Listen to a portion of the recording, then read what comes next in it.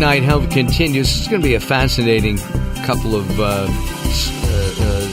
minutes with our guest. I'm really looking forward to it. William Travis Kukovich is our guest. He goes by Travis, and he owns apparently a bar in Chapel Hill, North Carolina. But more importantly, he owns William Travis Jewelry.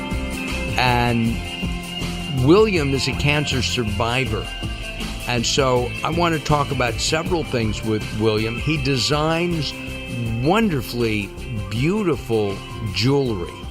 He's a multi-generation metalsmith himself and designs rings, wedding rings, just all kinds of things. And at the same time, I don't know if you're active in spreading the word about everybody being checked for cancer or not, but I really appreciate your sharing your personal story with us.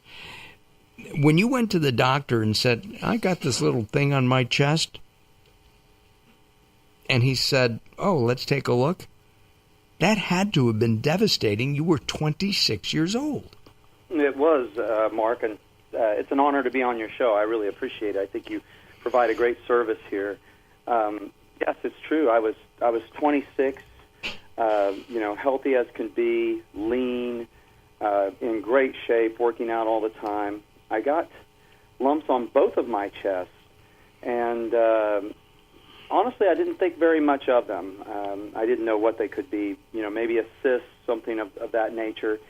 So I went to the doctor, and he looked at them, and I was expecting him to just say, well, don't worry about it, this will go away.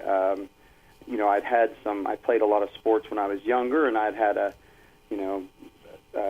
cyst from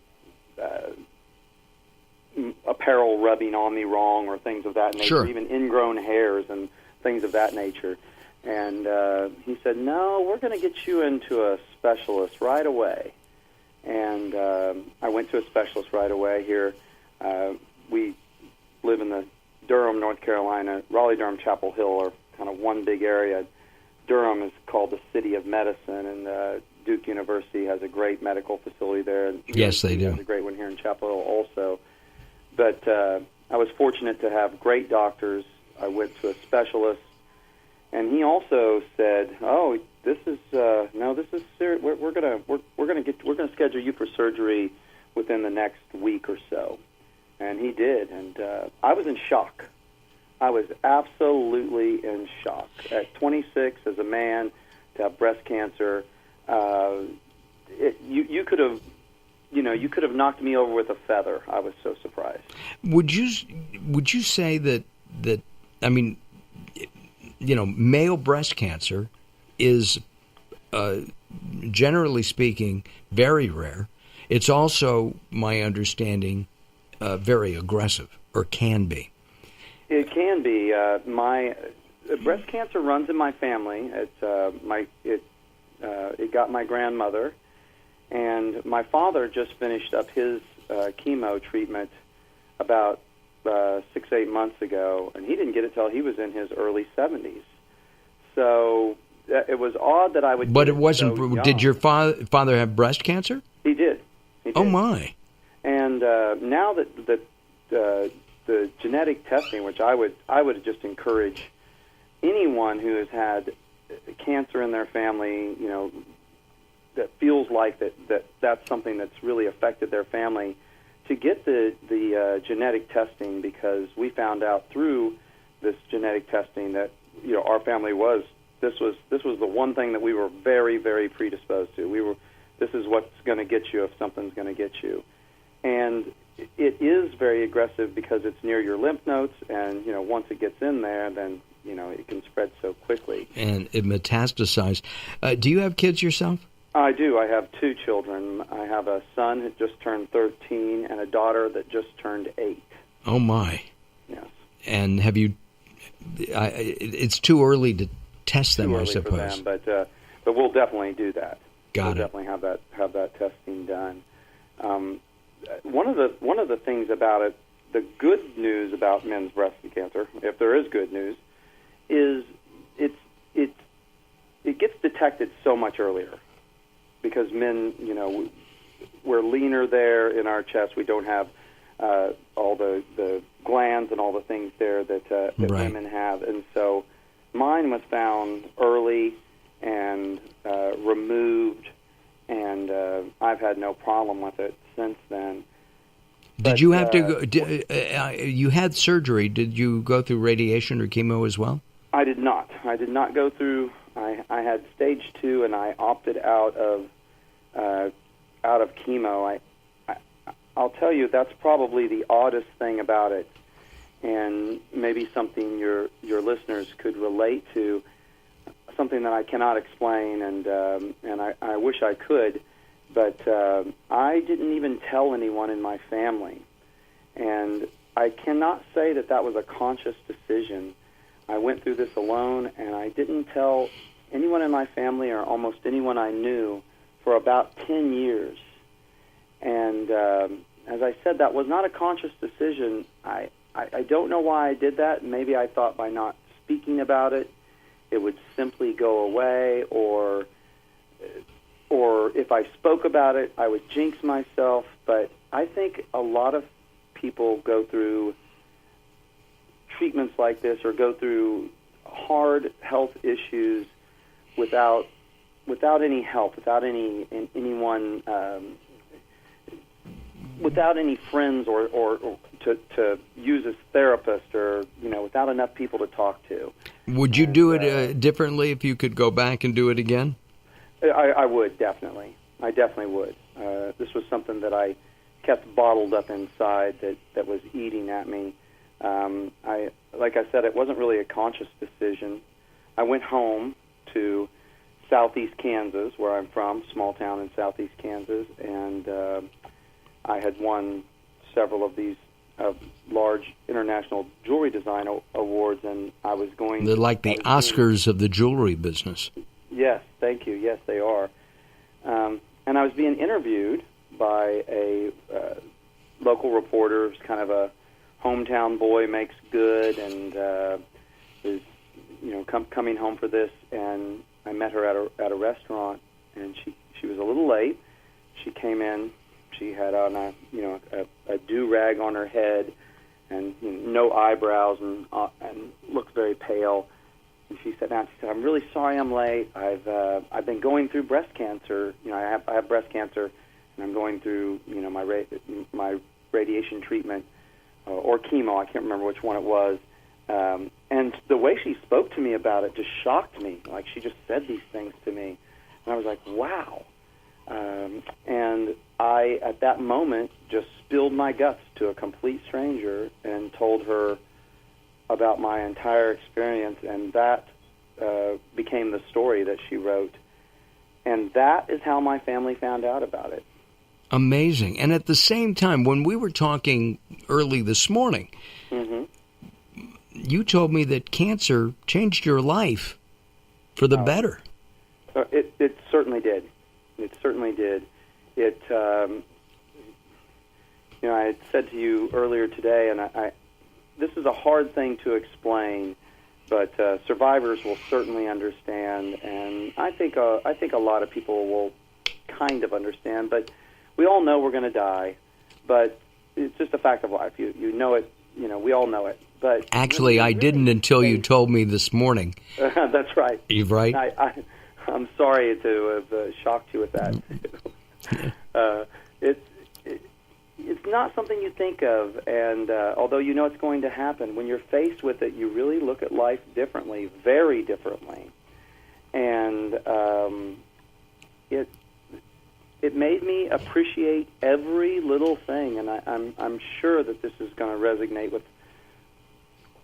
with your listeners. You appreciate everything. But I really decided to be less conservative. I come from this Midwestern background. My family were Polish Jews who immigrated here. They were very low-key, keep everything to yourself. They moved to Kansas. We don't want to be big and out there. And I became big and out there. I threw caution to the wind, and I've done everything I wanted. And that year, 1996, at 26, I was the youngest person to ever win a Spectrum Award, which is the largest award in the jewelry industry, and I can contribute that to cancer for sure. Do you really? Wow. Oh, absolutely. In the years since, do you go back for regular checkups? Do you keep, Yes, I always did that. I always took care of my health. I've always been health conscious, just because I grew up on a self-sufficient farm in southeast Kansas, and I was raised eating healthy when healthy eating wasn't cool in the 80s. In the 80s we were carbo loading. Right, exactly. Thought to be healthy, and my mom was making homemade bread every day, and we canned, and we grew almost everything. We were pretty much completely self-sufficient. Did you? I mean, it was embarrassing back in those days. But now I look back, and it gave me these great eating habits that I've stuck with my whole life. Except when occasionally you eat something like barbecue. Well, North Carolina is known for its pork barbecue, and I have to get in there, but every now and then. Everything in moderation. Today too. All things in moderation. Everything in moderation. Also. Our guest is William Travis Kukovich of William Travis Jewelry in Chapel Hill.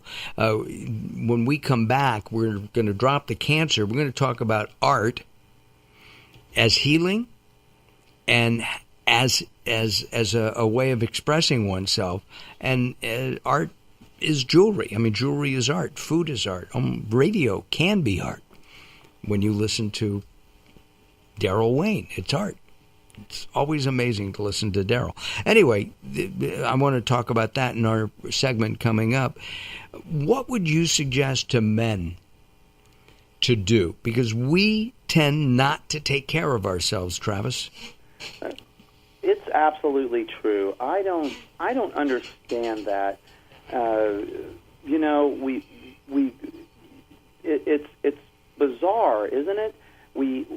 We all have cell phones. We embrace technology in every other way as men, except in the health field. We completely neglect that. No matter how much better technology gets, men are still really bad about going to the doctor. And of course you should go every year for a checkup. Of course you should get your blood test every year, and everything else. And ask your doctor, what should I be doing at 30? What should I be doing at 40? What should I be doing at 50? All right, don't go any higher than that. No higher than that.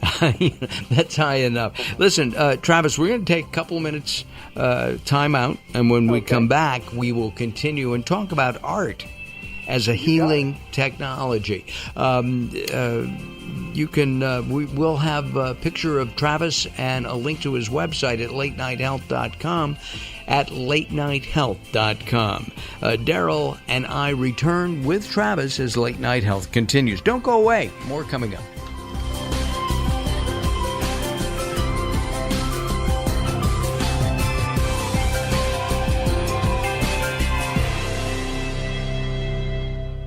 Welcome to Guide to the Soul. This is Robert Clancy. Did you know that God's army of angels will always fight to deliver a message of love, light, and peace to you? Although angels don't use words to deliver their divine messages, they will always send loving thoughts. Just ask for grace with one prayer, and an angel will lovingly wrap their wings around your beautiful soul. You don't need to see an angel to know their unending love. Just know that they're there to always watch over you. Angels always win every battle against the darkness because their weapon of choice is divine light. And you create that light every time you share your smile or a kind word. For more inspiration from Robert Clancy, visit GuideToTheSoul.com or go to the Moments with Robert page on LateNightHealth.com. The stigma around mental health disorders and suicide is still very strong in our culture. It's an uncomfortable topic for many of us, and yet it's something we can't afford to ignore, according to Dan Shuck, the author of A Glass Half Empty or Half Full, a children's book for grown-ups. Last month, the CDC released a study that reports suicide rates went up more than 30% in half the states since 1999. A Glass Half Empty or Half Full, a children's book for grown-ups, takes a new approach to addressing mental illness. The book playfully explores pessimism versus optimism to find balance, manage stress, and enjoy life. The book uses humor to provide an opportunity to determine the fullness of our own glass and how to apply it to our daily lives. Donations from the proceeds of the book will be made to a Glass Half Question fundraising campaign for the Brain and Behavior Research Foundation. A Glass Half Empty or Half Full, a children's book for grown-ups, is available from Amazon.com, Kindle, and Barnes & Noble. For more information, visit www.glasshalfquestion.com.